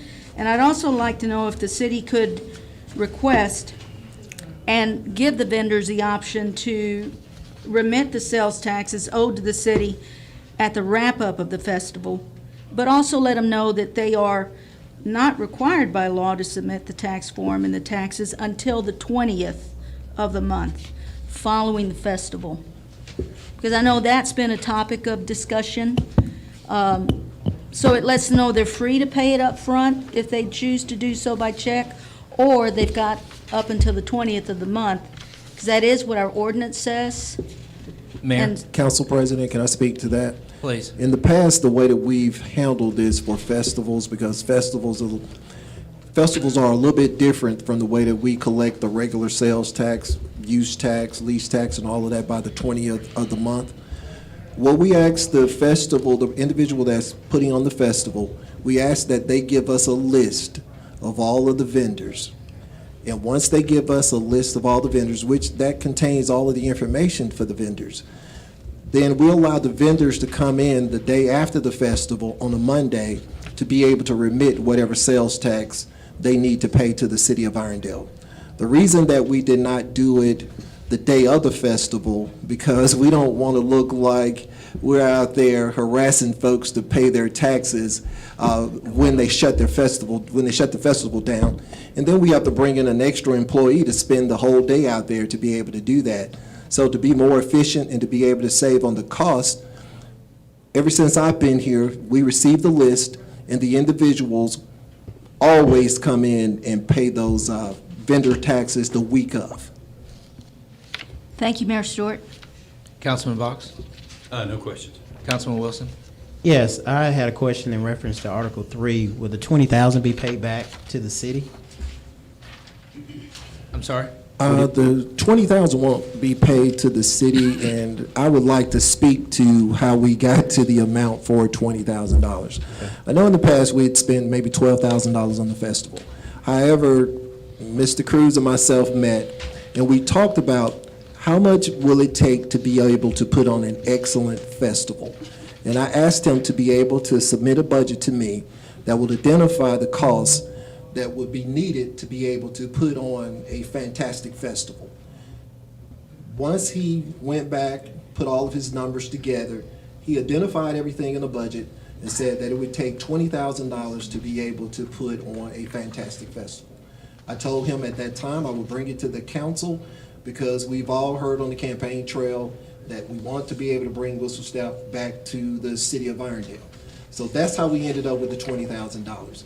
And the only thing that I would ask you all tonight, that if you all would consider doing this, because the citizens are asking for it. However, if you all feel that after this year, if the festival is not up to par or it doesn't turn out the way that you want to be able to do it, I would say next year, then we would not fund it if you all are not okay with the festival. But I truly believe that we need to support it and we need to allow it to happen before we determine if we want to just shut the festival down and move in a different direction. Okay, thank you. Just for the record, I am for the Whistle Stop Festival, just like I am for the bringing the Spring Fest back. And believe me, councilors, you will hear about the Spring Fest. I promise you. But I am for this. The only question I had was the 20,000. And Mayor, I appreciate you explaining why the 20,000 was listed. So even though I feel kind of, on the fence about it, it's a give and take situation. So that's all I have. Copy. So as far as the First Amendment, because the way this contract is written, we're talking about it approving it. So the 10,000 tied, the first drop of the 10 tied to the evidence provided first of insurance, I would like that to be changed to the first drop to be provided so that they can purchase the insurance and then they will provide the proof. Did you see, you guys say where I'm tracking? Any feedback on that? Okay. Now, is he okay with that? You yes, talked to him, so I know you know him. Yeah, I talked to him about it, and Okay. that would be very, very helpful, and would probably actually mean that insurance would actually be able to be purchased. Legal? So would that mean that the first payment would be made 14 days after the execution of this agreement? Is that okay? That's fine, yeah, Okay. but just striking the to provide balance of that sentence. Exactly. Obviously, we need them to provide the proof of insurance after it's been procured, but I don't want that first drop tied to it. Okay. Yeah. And then the other provision in there about the audit and everything, willing to accept a detailed report of expenses. Any feedback on that? So those are my recommendations for the adjustment of that contract. It's the ones that we just covered in regards to the initial drop, and then being acceptable, a detailed report of expenses. If you look at section Roman numeral 7, B, that is exactly the way that is written Okay, perfect. now. I was looking at some of the language that was continuing to go through in regards to the review and everything like that. That's what I was.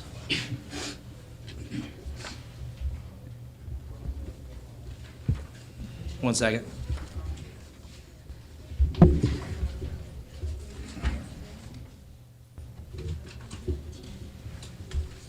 Come on. Let me find my red line copy. You got it? Thank you, sir.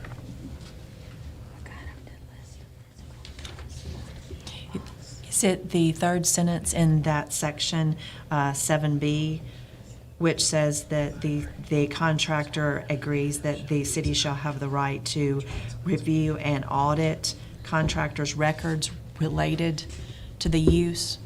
Yeah, I guess I'm looking at audit I'm thinking we're talking about comparing checks and invoices, and I think getting too deep. I'm just talking about being able to accept just a detailed report. Are you good? Is the language good enough in there for that? Councilman Wilson? Yes. As to the first sentence of that, Article 7B, it does state that it will be a detailed summary. The third sentence of that section does talk about reviewing and auditing. So if you weren't wanting to go any further other than the detailed list, then I would recommend taking out that third sentence. Understood. Councilman London, any feedback on that? All right, let's make sure, I'm sorry, make sure we understand. Explain, so that third sentence doesn't get what you need? As far as I also think we have to also think about the precedent we might be setting in regards to any other future events and requirements that we might be putting on any other entities that we might be looking to partner with in regards to any activities or festivals. I think the feedback that I've received from several individuals is that requesting bank statements and checks and trying to match checks with invoices is unrealistic. Right. Well, I think the budget suffice me. I think Mayor Stewart is required them to have a budget, and then because I think the last line states that any unused amount of monies will be paid back to us. So yes, sir. Right. So you're good? Whatever the council. Okay, Councilwoman Cuellar. Yeah. Yes, I received several comments as well, Councilman Spivey. And one of the things to note, the very first item, you're going to have the insurance and you'll have the check as proof. That's $10,000 right off the bat. So we're talking about the additional $10,000 that is taxpayer fund money. And so I don't think it's unreasonable to ask for the check and the invoice. I'm not asking that we look at the bank statements, simply a copy of the check and the invoice. That's all that's needed. Councilman Box? I'm fine with the way it's written and the modifications you're going with. I think an audit at the very end, if they give us a detailed report, we can have someone go through that without engaging, or I think the mayor mentioned that, engaging or paying for an auditor. Okay. I believe what Councilwoman Cuellar is saying, that showing us the check and the invoice for the obtaining of the insurance and that type of stuff should be a thing done out of respect by the thing, that he'll show us, look, here's my insurance certificate, and here's how much it cost. Understood. Councilman Wilson? I'm fine with what Council Box. Okay. So I'm okay letting that last modification go. We've got the first one adjusted, so we've got our contract on the table. All right? All right, one moment. A lot of papers flying around up here. So we'll vote on that one unless anybody's willing to put it on consent. Councilman London, would you be willing to put that on consent? Yes. Councilwoman Cuellar? Yes. Councilman Box, would you be willing to put that contract on consent? I am. Councilman Wilson? Yes. And myself, I am as well. So item number 1 under unfinished business has been removed, and then item number 2 under unfinished business will be under consent. Obviously, new business item 3 and 4 are the ordinances that we've had discussions on already, so we will be voting on those. Under new business, item number 5, Resolution 2021 R55 declares the property at 2305 First Avenue South. We'll vote on that one. The item number 6, we've seen this item before. This would be item 2021 R56. That would be a toll for time on the Siesta Motel. Previously, we've done 2 30-day toll for times. On this one, and I'll explain myself, I would recommend a 90-day toll for time. All right, and the reason for this is the developer and the buyer have come back with an updated plan that involves not just residential, but a mixed-use component. Okay, we gave them a lot of feedback on the fact that we We were not in favor of it being strictly residential. They've went back to the drawing board. Now, granted, their percentage of commercial is low.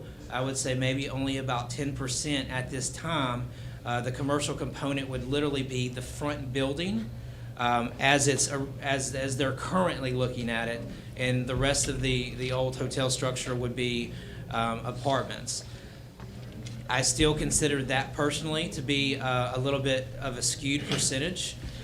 We've asked them to go back to the developers and the buyers and possibly possibly try to look at different ways and come back to planning and zoning with a rendering. Now, planning and zoning, so I'm trying to explain my time here. Planning and zoning is until the last Thursday of July. And then depending on which way it goes there, it wouldn't come back to the council until the second meeting in August.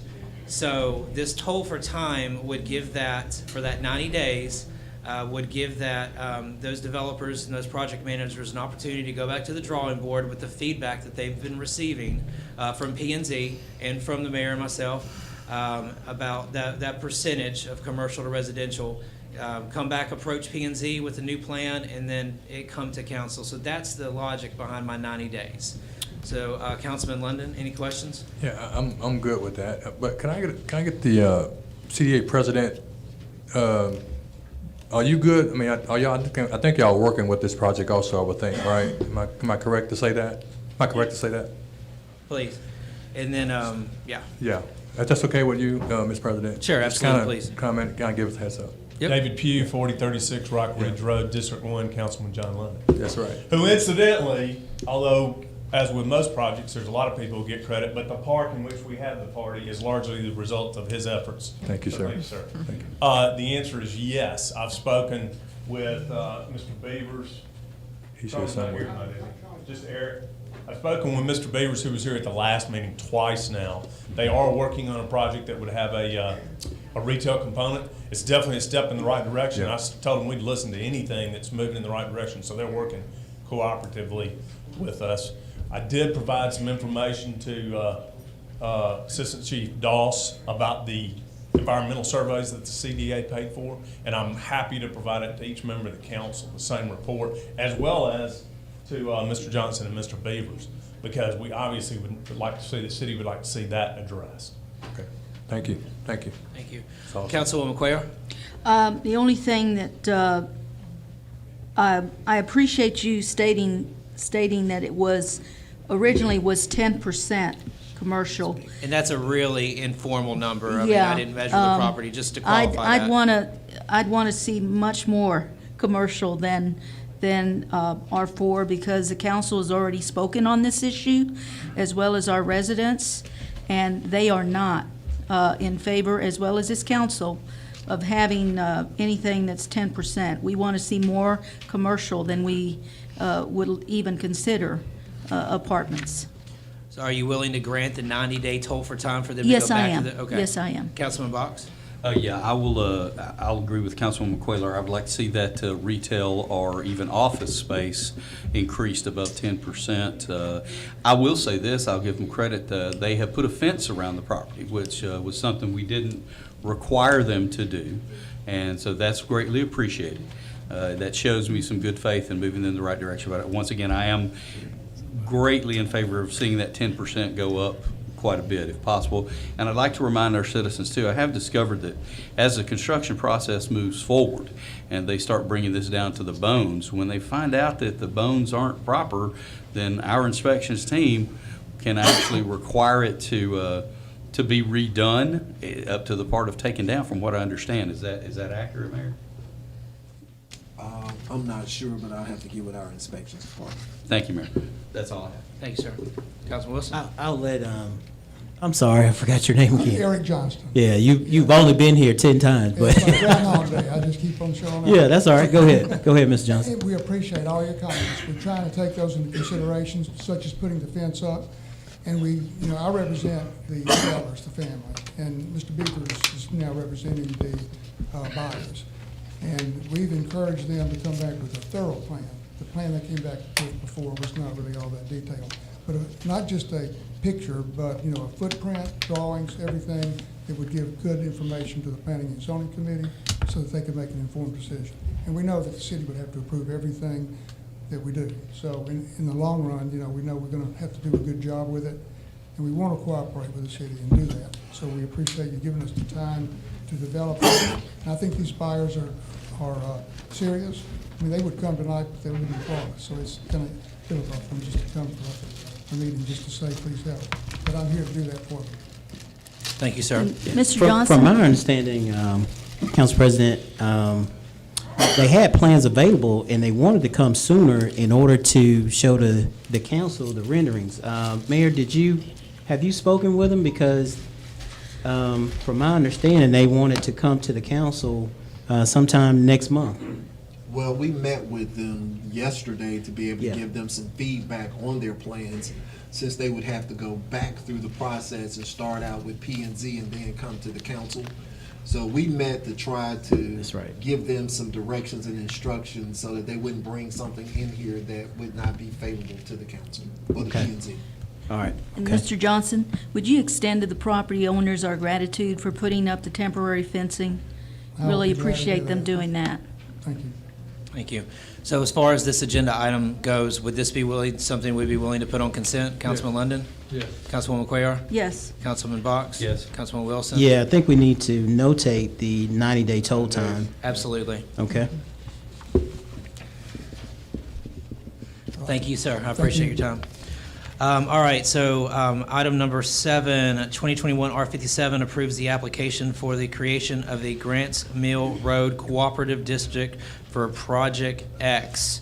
We probably don't have any questions about that. We've been talking about that for a little while now. Is that something that we could put on consent as a body, guys? Councilman London? Yes, sir. Councilwoman Cuellar? Yes. Councilman Box? Yes, but I would like to make one comment. I'd like to see it go up to 5 people at some point in time. I know getting this done may be important for now, but if the actual board could have 5 people, 1 from each district, that gives everyone involved. I'm great with the person already designated from my district, but I just think that if there were volunteers from the other 2 districts not in the mix. And honestly, this was addressed a little bit in the CDA meeting, so I'm sorry I didn't circle back with you on that. These are just the first 3 founding members, but the membership will be changing, correct, Mayor? For the cooperative district? I don't think that was anticipated based upon it just being a pass-through entity. Right. There really will be no action for a board to take other than a bond issue that will come forward. So it will not be a regularly meeting board. I will let our bond counsel speak to that. He can speak, better to it than I can. I think So I if there's any misunderstood other something in that questions. meeting then, basically. I thought the members of the district would become the members of the CDA and the council. Am I totally off base? No, what he said is that to be able to create the co-op, you need 2 members. And based on the 2 members, and I want to say it's a 2/3, 1/3 representation of that board, and you can have up to 11 members. But Mr. Kenner thought that for what we are doing here, it would be better to structure it with 3 members instead of trying to add additional members, because it's really just a pass-through, it's just a conduit where funding will come through the co-op to be able to fund Project X. So it's not going to be where they're going to be meeting on a regular basis. They're not going to be making decisions about what's going to take place with the project, but they are really being created to be able to do the bond issue and then to be able to allow the invoices to flow through that organization, and then the organization just will remit those funds that are. It's a non-working board, essentially. It's a non-working board. I mean, like I say, it's a paper Understood. entity that is put together that allows us to be able to do this deal. Gotcha. Does that help you a little bit? Yeah, that helps Okay. quite a bit. Thanks, Gotcha. Mayor. I Thank you, appreciate sir. that. Councilman Wilson? No comment. Okay, thank you. And then, as far as that resolution goes, would we be willing to put that one on consent? Councilman London? Yes. Councilwoman Cuellar? Yes. Councilman Box? Yes. Councilman Wilson? If you want to vote on it, man, we'll vote on it. For which one? For the application for the creation of Grants Mill Road. Oh, yeah, Cooperation. consent, yes. Consent, okay, cool.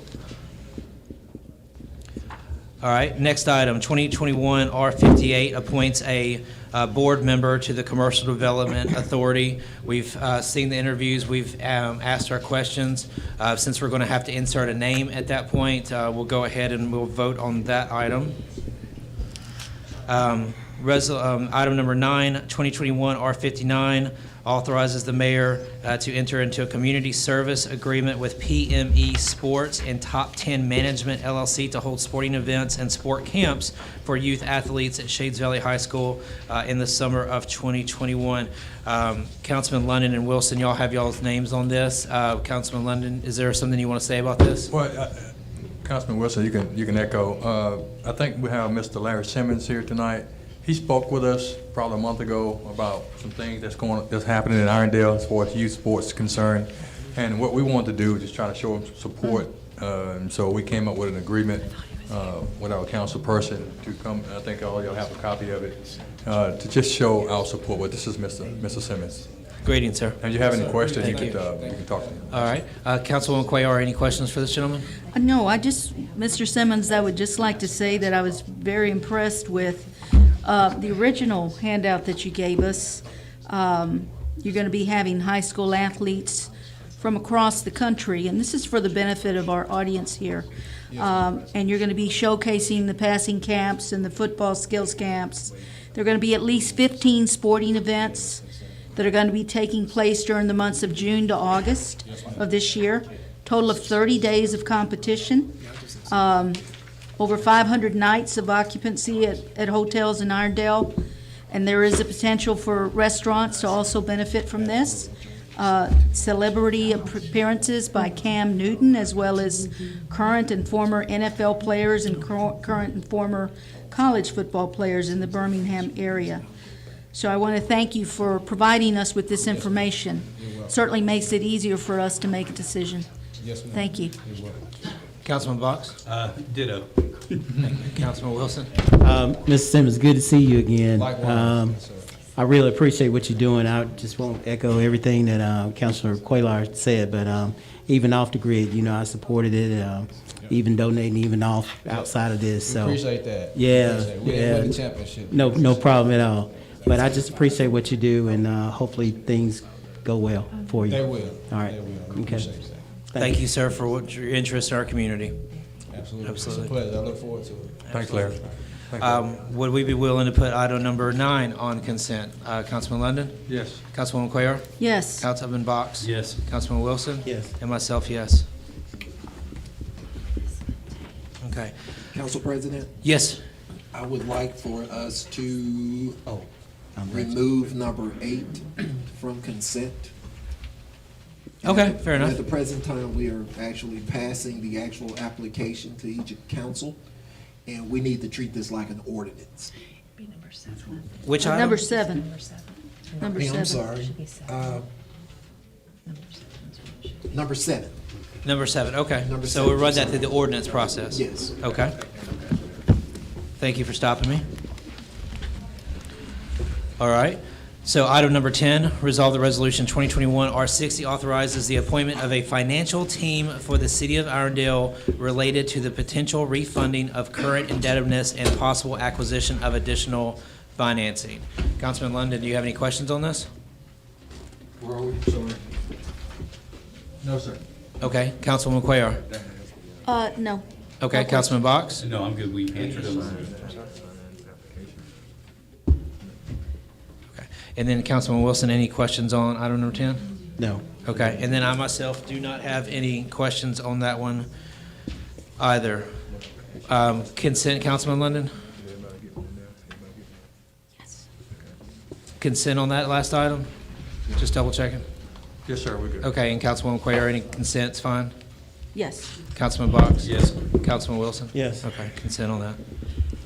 Councilman Spivey? Yes. I would like to ask the council to note that the copy of resolution number 2021 R-57 that is currently coming down to them has an executed application attached to it. Understood. Thank you. Is there any follow-up questions regarding the statement that she just made? Yes, Norman Sanderson. I know the other two, but Norman Sanderson, is he here tonight? That's Craig. He's here. Where is Is he? that Craig? I'm sorry. I That's never knew you'd be Norman. I'm sorry. Councilman Sanderson. Oh, I'm sorry, Councilman Sanderson. I'm sorry. I never knew his name to be Norman. I'm sorry. So we're good with the updated information from legal? I'm good. Perfect. Outstanding. All right, that being said, now, we've got a lot of items on our agenda. We're going to accept comments on agenda items only. The public hearing is exempt from that, so we will be not discussing further the public hearings, but instead the other items that are on the agenda. So I would, at this time, accept any public comments for agenda items only. Okay, fair enough. All right, that being said, under unfinished business, let's go ahead and, I failed to accept the agenda as is. Can we get a motion for the agenda as A motion to with accept the agenda adjustments? as is. Okay. Could you go through the specific items that are on consent and removed? Oh, well, I'll let Councilman Okay, Wilson do thank that. He's more advanced. All right, I'll make a motion that we approve the agenda as amended. Under unfinished business, under item number 1 has been removed. Item number 2, under consent. Under new business, item number 6, that will be amended to extend time to 90-day to 90-day toll time, to include that language. Item number 7, to change from resolution to an ordinance. And item number 8, that should read, Resolution 2021 R-58 appoints a board member instead of director. Under item number 9, under consent, and item 10, under consent. One moment for that. We're treating item number 7 as an ordinance, but it's not an ordinance, correct? We Thank treat you. it as Just an be ordinance. read with 2 readings. Okay. Correct. So we have an agenda on the floor. Second? Second. Second. All in favor? Aye. Aye. Okay. And just to follow the steps, no comments on agenda items only. All right. In regards to item number 3, under new business, can someone take us through the process with the language?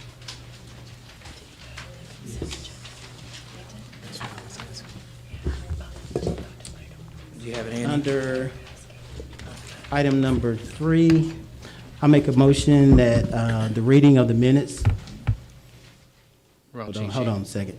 I make a motion that ordinance number 2021-13 be considered read. Motion? We have a second? Second. Second. All in favor? Aye.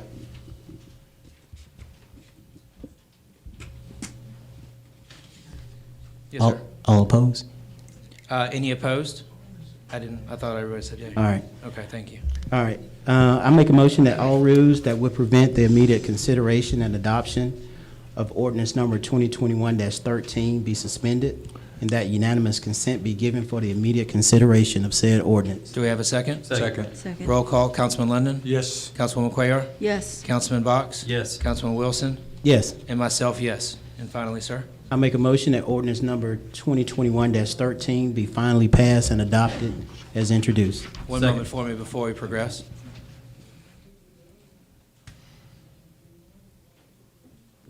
Give me just a second.